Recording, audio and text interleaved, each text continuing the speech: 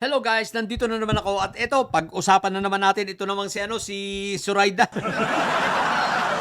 Si Attorney Suraida, siyempre, si Attorney Suraida nagbigay ng statements about sa itong pagpapa-NBI ni Attorney Claire. Ab-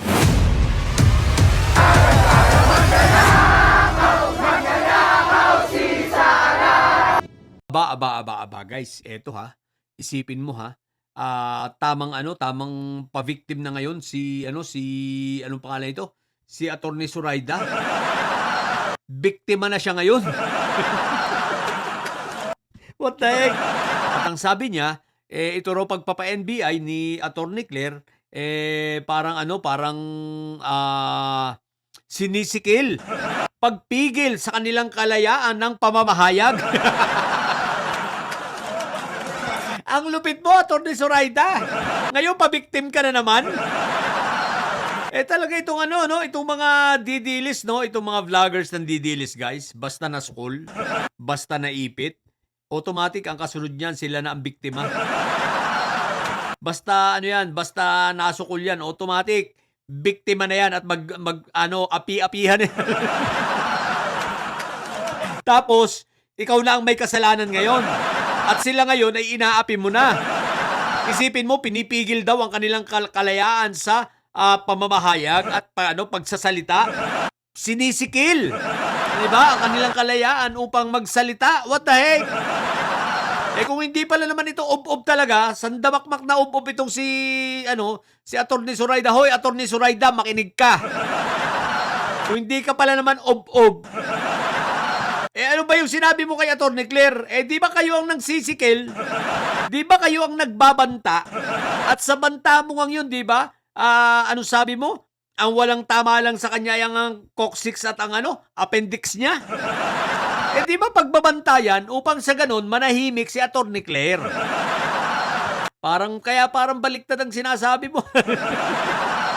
Halatang may sayad ka sa utak Halatang may salti ka sa ulo. Isipin mong ibinabaliktad mo pa ngayon.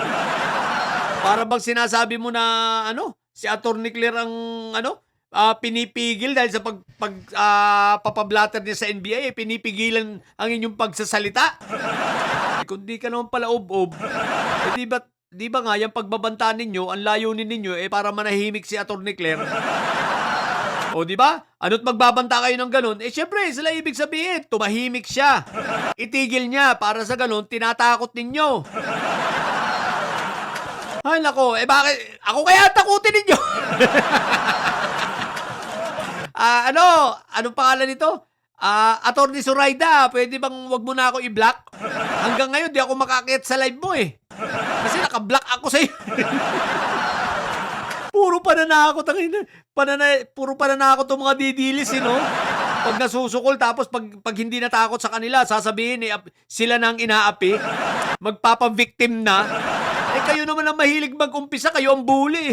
Pag pinatulang kayo, iyakin kayo. O di ba lahat ng vloggers ninyo iyakin? Simula kay Mandalulo, ito si Bayot Bay, iyakin. Si Commander Dada, Commander Sayad, Commander Dada tuloy. Sino to? Si Baluga. Dadang Baluga, iyakin. Itong tatlong sundalong kanin, iyakin. Sa tatlong sundalong kanin, si Mitra, si Commander Sayad at si Commander Wagdo. O di ba puro iyakin kayo? Tapos pag binalikan kayo, magfi-feeling kayo pa-victim. Anong style nyo yan? Di ba? Style nito ni Suraida. Suraida, ayusin mo lang yung mukha. What the heck? So yun lang. Nagpapabiktim na naman ng mga ito. Papabiktim Akala mo naman madadala nyo si Attorney Claire sa mga kagaganyan nyo. What the heck? Sa mga sa mga bobot may sayad na didilis. Yan tatay nyo ay karton. Naku guys. Eto. Nakikita nyo ba yun sa taas, no? So, itong si Lepiste. Aba, dinidemanda si Attorney Claire, cyber libel naman. What the heck? Pero hindi yun ang punto ko, guys. Kayang-kaya ni Attorney Claire yan. Walang-wala. Paano may sa cyber libel yan congressman siya. Hindi dapat siya, eto naman syempre, ang abogado niya si Topak Sio, alam na this. Pero yun ang pinupunto ko ngayon, no? Pabayaan lang natin at walang mangyayari dyan, maniwala kayo. Dahil siya ay congressman, hindi dapat siya balat sibuyas. Tapos yung issue pa niya, yung ini-issue, issue pambayan yun. Hindi yung private, public concern yun. At yan itatapigin natin sa ibang episode. Eto guys, nakikita nyo kung sino ang abogado? Aba, si Topak Sio! Aba, guys. Bakit kay Lipiste, si Topak Sio, nag-abogado agad? Bakit pag kay Meow Meow, hindi? Meow Meow! Unfair talaga, Meow Meow. Iniiwan ka na talaga. Isipin mo, pag si Lipiste, ang bilis nila mag-abogado. Bakit pag ikaw, wala na, ayaw nila mag-pro bono. O baka naman wala ka daw ibabayad. Itong mga abogado ito, takaw to sa pera. Pero guys, isipin mo medyo mabalasin dito si Lipiste. Ang lawyer niya si Topak Sio. Ay Diyos ko po, Rudy!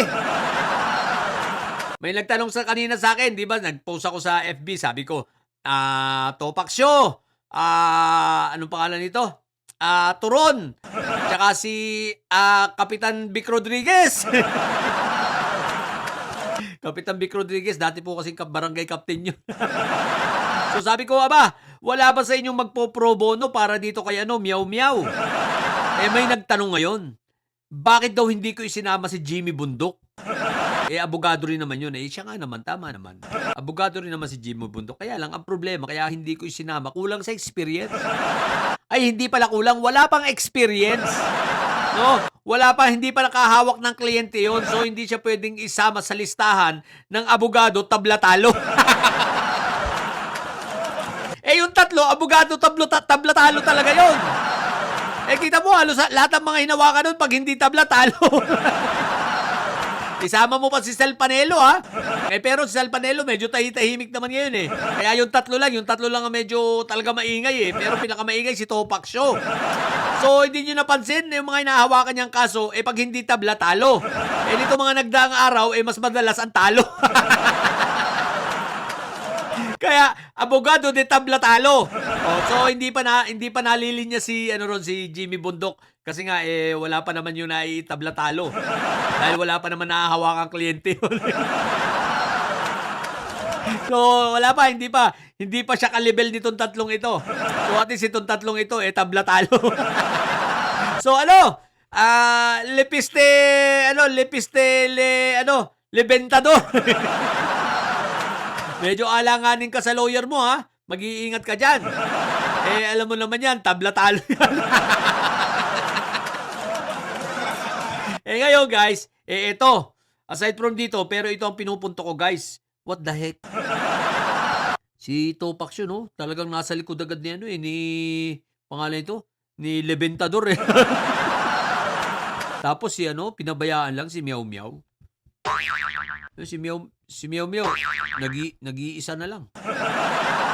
Sino kayang kukuning abogado? Parang ayaw mag-volunteer nitong tatlong ito Samantalang sa iba mag-automatic, magbo-volunteer agad to, mag-iingay ito. Kung hindi si Meow Meow ang kung hindi lang si Rason ang nakabangga nito ni Meow Meow, malamang ang ingay na nitong tatlong ito. Lalo na si Topak Sio, sigurado yan. At sasabihin niyan, ako ang mag-aabogado kay Meow Meow. Anyari kaya, no? Pero wala tahimik Baka naman wala ng pera. Hindi, may pera naman yung si Meow Meow Kahit paano, may pera yun. May pambayad ng abogado yun. May pambayad kay yun. Sino man sa tatlong ito. Pero baka ayaw lang ng tatlong ito. Siguro sabi, hindi natin kaya yan. Rason yan. Hoy, ang dami nyo ng rason Porque si Rason ang kalaban ang dami nyo ng rason.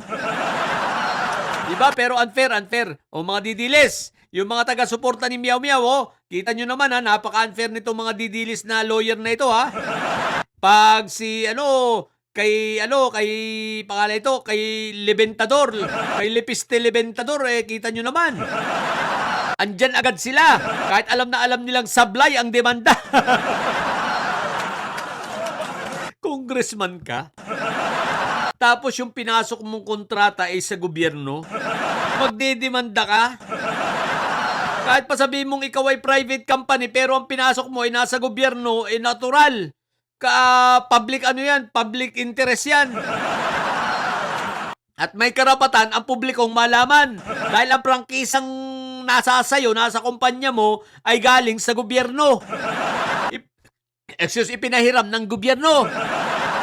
Kaya yan, nautulan naman. Nakauto na naman si Topak Show. Nakabola na naman. Ay nako, nakabola na naman isang up-up at isang aang-ang kongresista. So yun lang, kinakawawa nyo si Meow Meow. Kayo talaga ha, sa mga bobong didilis dyan at may sayad ha, ang tatay nyo ay karton. Manatili kayong mga bobo at may sayad sapagkat ang may sayad ay laging high blood. Meow! Bye!